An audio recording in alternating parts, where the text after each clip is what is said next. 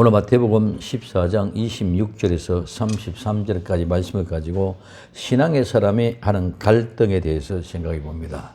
오늘 복음은 예수 그리스도부터 시작입니다. 즉 복음은 예수님이라는 말씀입니다. 그럼 우리는 이 복음, 예수님을 바로 알고 바로 믿고 바로 살아야 복음의 사람이라 할 수 있습니다. 복음은 예수님부터 시작되어 복음이 임하면 복음의 능력이 나타납니다. 그 능력이 어떤 능력입니까? 치유와 회복입니다. 이 치유와 회복의 역사, 소경이 보고 안전병이가 일어나고 문둥병자가 깨끗해지고 귀머거리가 듣고 중풍병자가 고침을 받고 귀신이 떠나고 죽은 자가 살아나는 복음의 능력이 나타납니다. 이 능력은 기쁜 소식의 보상이라고 하였습니다. 복음은 반드시 보상이 있습니다. 이는 한마디로 죽은 자가 살아나는 것이 복음의 보상입니다. 우리는 이 복음을, 즉 이 보상을 확실하게 느끼지 못하고 인정하지 않기 때문에 방황하고 갈등을 합니다. 내가 복음으로 죽은 자가 살아난 분명한 확실한 보상을 받은 사람이라면 방황하거나 갈등이 일어날 이유가 없습니다. 이 복음, 예수 그리스도를 바로 알고 바로 믿어 복음이 다시 이 땅에 재림의 예수님을 통해서 완성되어질 때에, 즉 죄와 상관없는 사람이 영접할 수 있는 그런 복된 성도가 다 될 수 있기를 예수님의 이름으로 부탁을 드립니다. 그런데 왜 우리는 복음의 진정한 기쁨을 누리지 못하고 근심과 걱정에 짓눌리고 불안해해야 합니까? 첫째, 예수님을, 그 복음을 믿지 않고 의심하여 시험합니다. 마태복음 14장 28절에 베드로가 대답하여 가로되 주여 만일 주이시던 나를 명하사 물 위로 오라 하소서 한다고 말하고 있습니다. 이 만일은 예수님이시면 예수님인지 예수님이 아니신지 분명하고 확실하지 않기 때문에 예수님인 줄 분명하게 안다면 이 만일이라는 말을 할 수 없을 것입니다. 근데 만일 당신이 예수님이면 나를 명령하여 물 위로 오라소서 합니다. 지금까지 예수님을 따르던 베드로, 초제자라고 했던 그 베드로는 물 위로 걸어오라 하시는 말씀을 하기 전까지 물 위로 걸어오는 예수님을 유령으로, 즉 귀신으로 알고 있었던, 우리의 믿음은 이성과 아는 상식의 범주 안에서의 믿음입니다. 하나님을 향한 예수님을 주로 믿는 것은 예수님의 말씀 그대로 아멘이 되어져야 하는 줄 믿으시기를 바랍니다.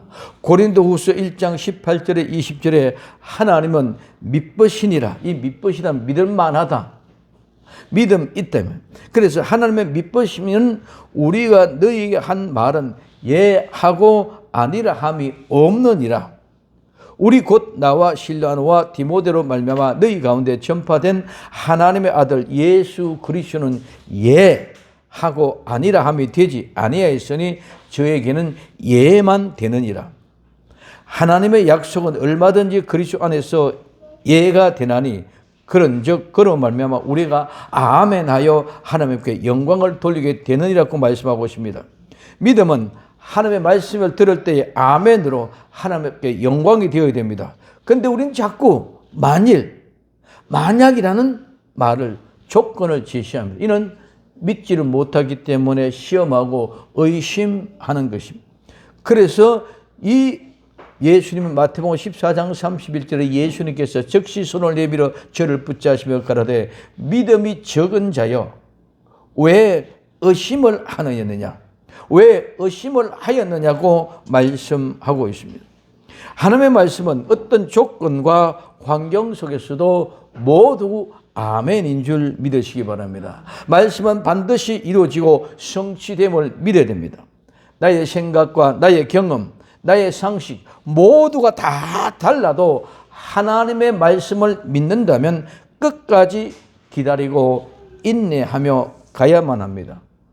우리의 생각과 경험으로 아니다 하고 돌아서면 안 됩니다. 이는 모두가 다 우리의 생각과 우리의 경험이지 절대로 그것은 하나님의 뜻이 아닙니다. 그러므로 만약은 우리의 생각과 경험, 우리가 인정한 것은 처음부터 믿지 않고 내가 경험하고 내가 인정하고 내가 알았던 그 범주 안입니다. 그래서 하나님을 우리의 범주 안에 두고 생각하고 믿는다고 말합니다. 이 모든 것은 하나님을 의심하고 하나님을 시험하는 것일 뿐입니다. 마태복음 4장 5절에서 7절에 이에 마귀가 예수님을 거룩한 성으로 데려다가 성전 꼭대기에 세우고 가로되 내가 만일 하나님의 아들이거든 뛰어내리라 기록하였으되 제가 너를 위하여 그 사자들을 명하시리니 저희가 손으로 너를 받들어 발이 돌에 부딪히지 않게 하리로다 하였느니라. 예수님께서 이러시되 또 기록하였으되 주 너희의 하나님을 시험치 말라 하였느라고 말씀하고 있습니다. 예수님을 믿는다면 예수님을 시험하지 말고 의심하지 말고 온전한 믿음으로 아멘하고 순종하고 따를 수 있는 복된 성도가 될 수 있기를 예수님의 이름으로 부탁을 드립니다. 두 번째, 예수님께로 가지만 환경을 보고 무서워합니다.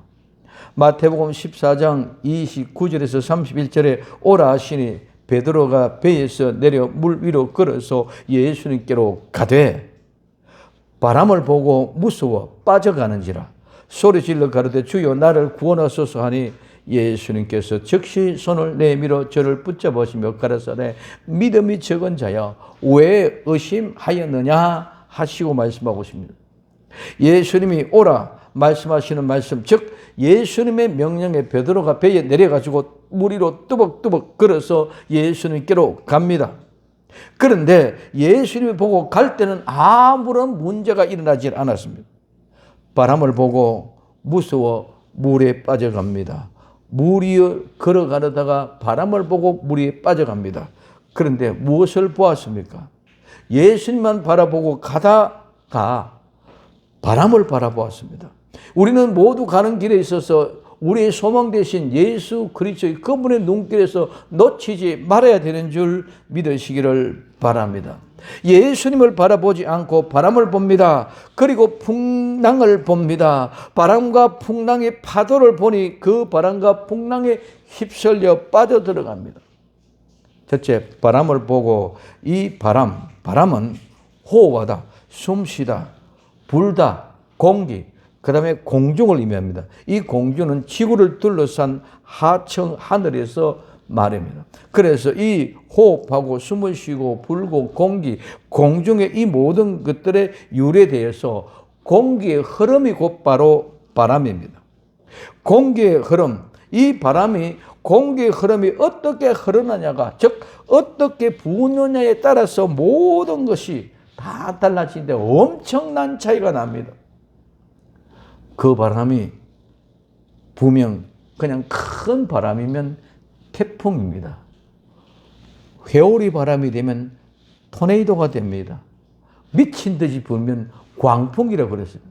그래서 성경은 광풍이다, 오늘 태풍이다 이렇게 말하고 있습니다. 그래서 우리는 미국의 저쪽에서 일어나는 모든 것 전부 다 토네이도라고 합니다. 회오리 바람이 불어서 휩쓸어 갔습니다. 이와 같은 모습에서 이 바람은 믿음을 시험하기도 합니다. 너희가 집을 반석 위에 집을 지었느냐 모래 위에 지역을 지었느냐 시험하기도 합니다.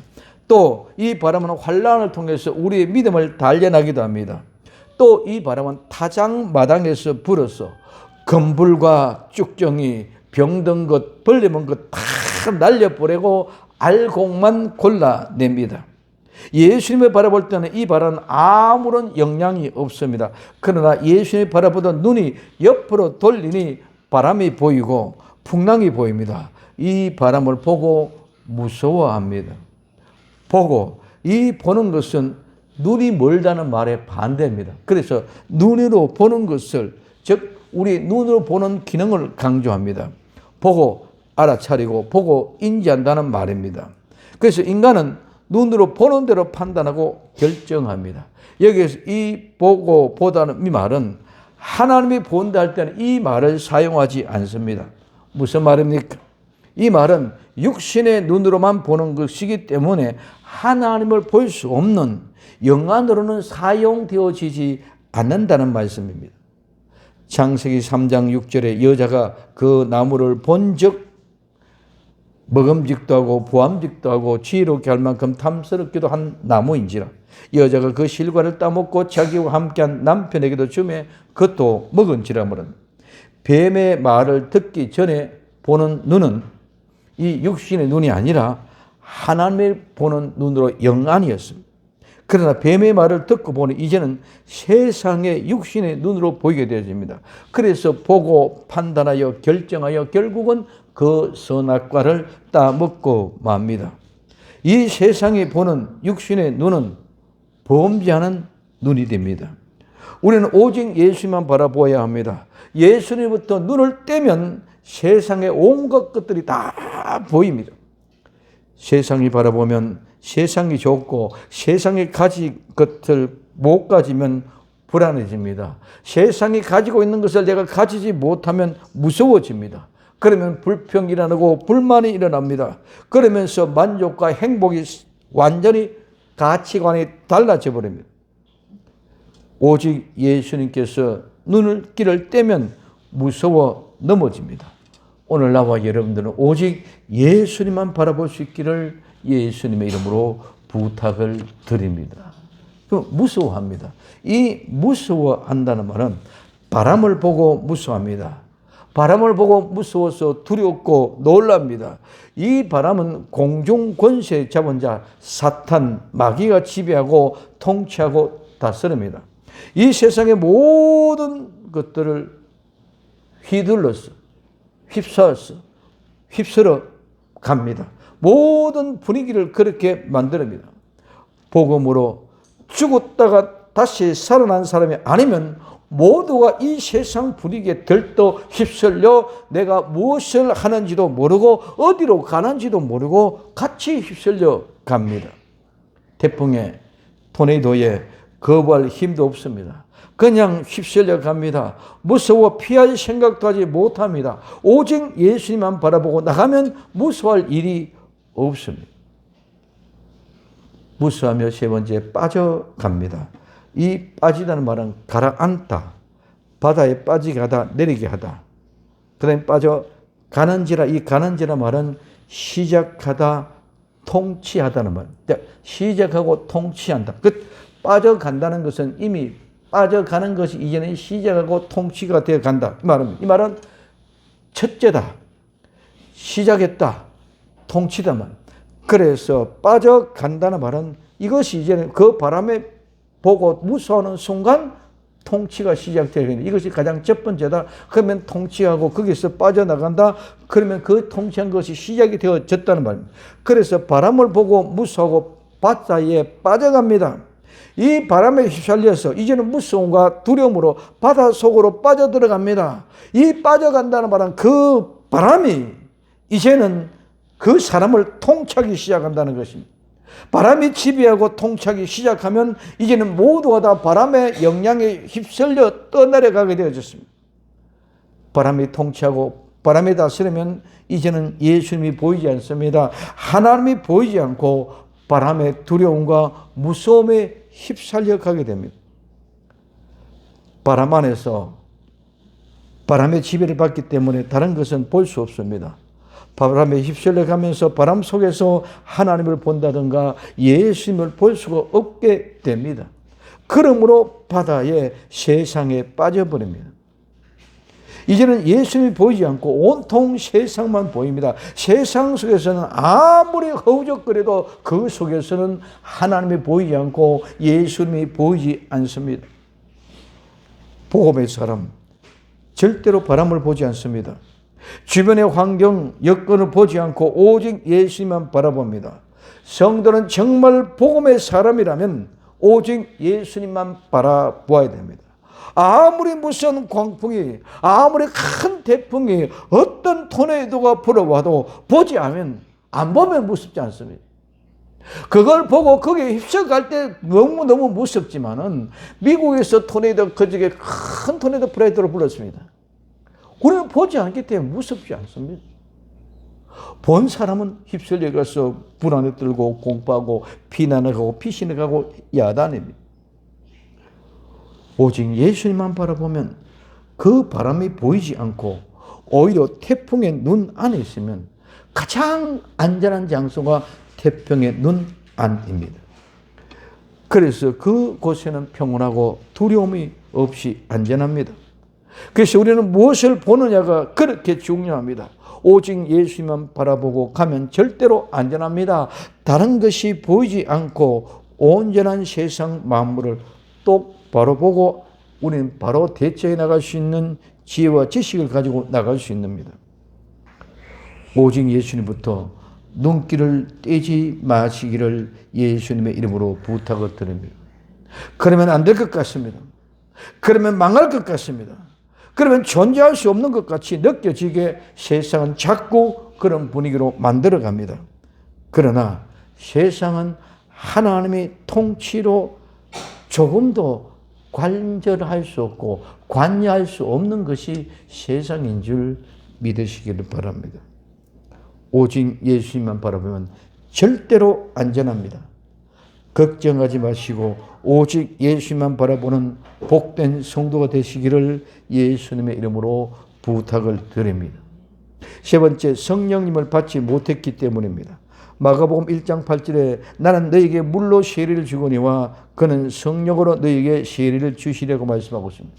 성령님을 받으면 절대로 그 성령님의 역사를 인하여 믿음이 떨어지거나 예수님을 바라보다 다른 것을 바라볼 수 없습니다. 왜? 성령님은 오직 예수님께로만 인도하기 때문입니다. 요한복음 14장 26절에 보혜사 곧 아버지께서 내 이름을 보내실 성령 그가 너에게 모든 것을 가르치시고 내가 너에게 말한 모든 것을 생각나게 하리라고 말씀하고 있습니다. 또한 요한복음 15장 26절에 내가 아버지께로서 너에게 보낼 보혜사 곧 아버지께로서 나오시는 진리의 성령이 오실 때에 그가 나를 증거하실 것이요 하고 말하고 있습니다.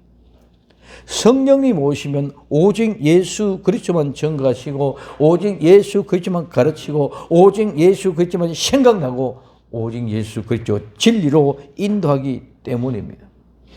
요한복음 16장 13절에 그러하나 진리의 성령이 오시면 그가 너희를 모든 진리 가운데로 인도하시리니 그가 자의로 말하지 않고 오직 듣는 것을 말하시며 장래 일을 너희에게 알리시리라고 말씀하고 있습니다. 그러면 성령님을 어떻게 받습니까? 사도행전 2장 38절에 베드로가 가로되 너희가 회개하여 각각 예수 그리스도 이름으로 세례를 받고 죄 사함을 얻으라. 그리하면 성령을 선물로 받으리니 말씀하고 있습니다. 회개하고 예수 그리스도 이름으로 세례를 받고 죄 사함을 받아야 성령님을 선물로 받습니다. 이것이 바로 성령님의 세례를 받는 것입니다. 죄 용서를 받고 성령님의 선물로 받으면 두려움이 없습니다. 무엇을 해도 감사하고 무엇을 해도 당당하고 무엇을 해도 담대하고 무엇을 해도 자신 있게 바람의 통치를 받는 것이 아니라 이제 바람을 이용하여 하나님의 뜻을 전하는 능력의 사람이 되는 것이 바로 성령의 충만함을 받는 것입니다. 성령님이 충만하면 담대하게 하나님의 말씀을 전하게 됩니다. 사도행전 4장 31절에 빌기를 다함에 모인 곳에 진동하더니 무리가 다 성령이 충만하여 담대히 하나님의 말씀을 전하니라고 말하고 있습니다. 왜 바람이 두렵습니까? 바람 속에 휩쓸려 가고 있기 때문입니다. 그 바람 속에서 예수님을 바라보고 빠져나오시기를 예수님의 이름으로 부탁을 드립니다. 바람을 보면 풍랑을 보고 파도를 보고 두려웠고 무서워서 빠져 들어갑니다. 이제 예수님을 믿고 성령의 충만을 받았다면 바람 밖에서 하나님의 눈으로 보고 감사하며 기뻐하며 당당하게 자신 있게 예수님의 증인이 됩니다. 사도행전 5장 29절에 베드로와 사도들이 대답하여 가로되 사람보다 하나님을 순종하는 것이 마땅하니라고 당당하게 말하고 있습니다. 데살로니가전서 1장 6절에서 16절부터 17절까지 그러므로 너희가 마게도냐와 아가야 모든 믿는 자의 본이 되었느니라.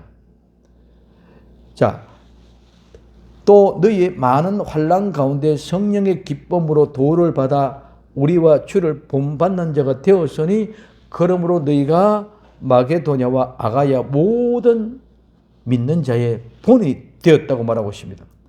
바람 가운데 그 바람의 영향을 미치면 절대로 그 바람의 흐름을 볼 수 없습니다. 그러나 그 바람을 벗어나야만 합니다. 바람의 영향을 받지 않는 광야로 나와야만 그 바람의 정체를 알 수 있는 것입니다. 요한계시록 17장 3절에서 7절까지 이렇게 말씀하셨습니다. 곧 성령이 나를 데리고 광야로 나가니라. 광야로 가냐 내가 보니 광야에 나가서 보니 여자가 붉은빛 짐승을 탔는데 그 짐승의 몸에 참남된 이름들이 기록 가득하고 7머리와 10뿔이 가득하더라고 그러십니다. 자, 7머리와 10뿔이 있으며 그 여자가 자줏빛과 붉은빛 옷을 입고 금과 보석과 진주로 꾸몄습니다. 자줏빛 붉은빛 옷을 입고 금과 보석과 진주를 꾸미고 손에는 금잔을 가지고 있습니다. 그 금잔을 가졌는데 그 금잔 안에 가증한 물건과 그의 음행에 더러운 것들이 가정 찼더라. 오늘 금과 은과 보석과 진주로 또 금잔을 가지고 휘황찬란하게 아름답게 거룩한 모습으로 나타내 보여지겠지만 그 안에는 가증한 물건, 음행에 더러운 것들로 가득한 것이 와야만 됩니다. 그런데 그것이 아름답게 보입니다. 그것이 멋지게 보입니다. 그러니 또 내가 그 이마에 이름이 기록된데 비밀이라 그 큰 바벨론이라 땅의 음녀들과 가증한 것들의 음이라고 하였더라. 자, 큰 비밀인데 그 비밀의 이름이 바벨론인데 바벨론 그 비밀은 땅의 창녀들, 음녀들과 가증한 것들의 음이라고 하였습니다. 또 내가 보면 여자가 성도들의 피와 예수님의 정인들의 피에 취한지라. 그 7머리 10뿔이 성도들의 피와 예수님의 정인들의 피에 취해가 있습니다. 내가 그 여자를 보고 기히 여기고 크게 기히 여기더니 천사가 가로되 왜 기히 여기느냐? 내가 여자와 그 탄 바 7머리와 10뿔 가진 짐승의 비밀을 내게 가르쳐 주겠다고 말씀하고 있습니다. 오늘 우리는 바람 안에 있으면은 바벨론 교회 안에 있으면은 절대로 그 바벨론의 모습을 모릅니다. 그 안에 있는 금, 보석과 진주로 꾸미고 금잔을 가지고 있는 그 속에 가증한 물건과 음행의 더러운 것들이 가득한 것, 정말 음녀와 땅의 창녀들과 가증한 것들의 음이 성도들과 예수 그리스도의 정인들의 피에 취해서 희희 낙락하고 있는 그 모든 모습들 7머리 10뿔의 짐승의 비밀을 알 수 있는 방법은 그 바람에 휩쓸리지 않고 광야에 나와 있을 때에 천사가 자세히 가르쳐 주는 줄 믿으시기를 바랍니다. 복음, 보상이 무엇입니까? 오늘 우리는 그 복음의 보상, 기쁨을 무엇인지를 모르고 그냥 받지 못한 걸로 착각하고 있기 때문에 기쁨이 세상 가운데 조금 잠시 누리다가 조금 어렵고 힘들면 그냥 생각이 달라집니다. 그러므로 진정한 복음을 모르고 우리 많은 사람들이 종교 생활하면서 복음이라고 생각하고 있습니다. 복음, 좋은 소식은 보상입니다. 그 보상은 다른 것이 아닙니다. 내가 죽었다가 다시 살아난 것이 복음의 보상입니다.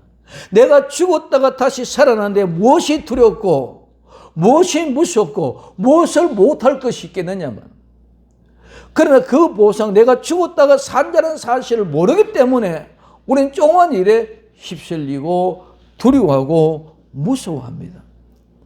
죽었다가 살아나는 생명은 절대로 두려움이 없습니다. 죽음을 이겼는데 무엇이 두렵습니까? 그런데 죽음, 이 생명이 죽을까 봐 모든 것이 무섭고 두렵다는 것이죠.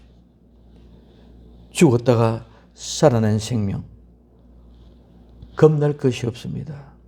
그러나 이 죽음을 생각하면, 죽음을 생각하는 생명은 뭐든지 무섭고 두렵습니다.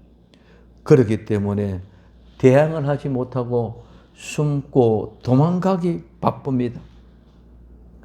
그러나 초대교회 성도는 우리와 같이 않았습니다. 그들은 분명한 복음의 비밀, 즉 복음의 보고성을 알고 죽었다가 살아난 사실을 알았기 때문에, 나는 죽었고 다시 살아난 사람이기 때문에 두려움이 없습니다. 매도 맞습니다. 감옥에도 갑니다. 짐승의 밥이 됩니다. 불에 태워져서 화형을 통해 죽음 속에 들어갑니다. 그럼에도 두려움 없이 복음을 전합니다. 사도행전 4장 18절에 20절에 그들을 불러 경계하며 도무지 예수님의 이름으로 말하지도 말고 가르치지도 말라 하니, 베드로와 요한이 대답하여 가로되 하나님 앞에서 너희 말을 듣는 것이 하나님의 말씀을 듣는 것보다 옳은가 판단하라. 우리는 보고 들은 것을 말하지 아니할 수 없다 합니다. 이게 복음의 보상을 확실히 알고 있는 사람.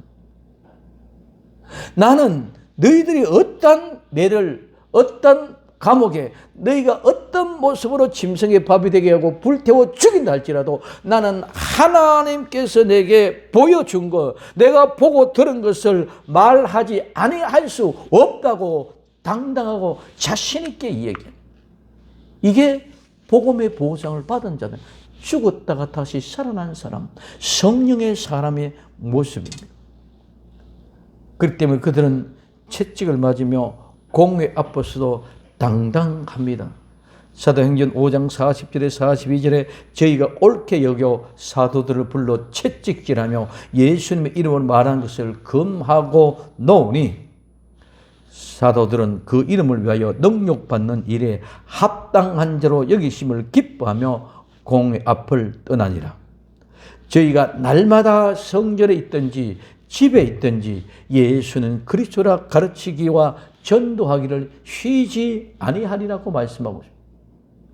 복음의 보상을 받은 사람, 정말 죽었다가 다시 살아난 사람, 정말 복음의 사람은 날마다 어디 있든지 성전에 있든지 집에 있든지 예수 그리스도가 오늘 우리의 구주자는 사실을 가르치기와 전도를 쉬지 않고 하는 역사가 일어나게 되는 줄 믿으시길 바랍니다.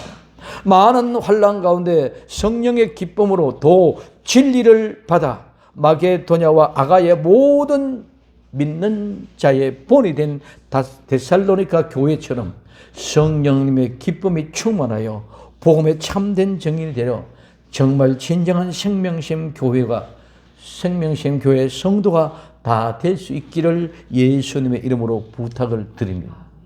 이제 성도라면 회개하고 죄 용서를 받고 성령님으로 선물을 받았습니다. 그러면 분명하고 확실하게 복음의 능력으로 복음의 기쁨의 보상, 죽음에서 다시 살아났다는 사실을 믿는다면 이제는 절대로 방황하거나 갈등하거나 유리하며 방황하는 일이 없이 예수님처럼 복음을 전하러 갈 수 있는 주인공이 됩시다. 예수님처럼 복음을 전하러 갑시다. 예수님은 온 갈릴리를 다니면서 회당에서 교회에서 가르치고 천국 복음을 전파하시며 모든 병자와 모든 약한 것을 고쳐 주셨습니다. 우리도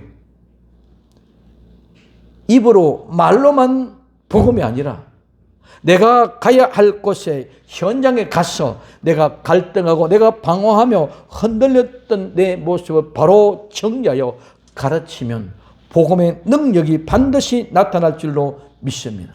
내가 나약하여 연약하여 갈등하고 번민했던 모든 약한 것들이 고쳐진 것과 같이 치유와 회복의 역사가 반드시 현장에서 일어나게 될 것입니다. 예수님의 복음의 현장에서는 모든 병과 약한 것, 고쳐진 것 같이 나와 여러분들의 가는 복음의 현장에서도 이런 능력이 확실하게 나타날 줄로 믿습니다.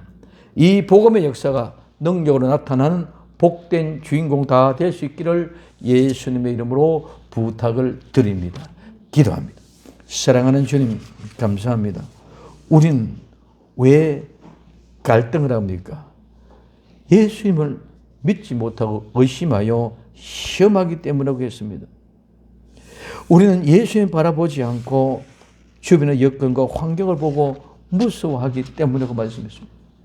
이제는 성령의 충만을 받아 오직 예수만 바라보고 예수님께만 데려가고 인도를 받는 그 성령의 사람이 되어 성령의 말하게 하시며 따라 말하고 성령이 가르쳐 주시는 대로 순종하고 성령이 생각나게 하시는 대로 인도를 받아 아름다운 하나님의 사람, 복음의 사람이 되어 정말 죽었다가 다시 살아난 확정 있는 증거 있는 능력 있는 복된 성도가 되어 이제는 예수님처럼 복음의 현장으로 달려가 아름다운 말씀을 가르치고 증거할 때 모든 병약한 것, 모든 병자들 다 치유 회복되고 우리가 갈등하고 범민했던 것처럼 모든 것들이 다 이제는 치유되고 회복돼서 새로운 역사가 시작되게 하옵소서. 다시 오실 예수님의 이름으로 기도드립니다. 아멘.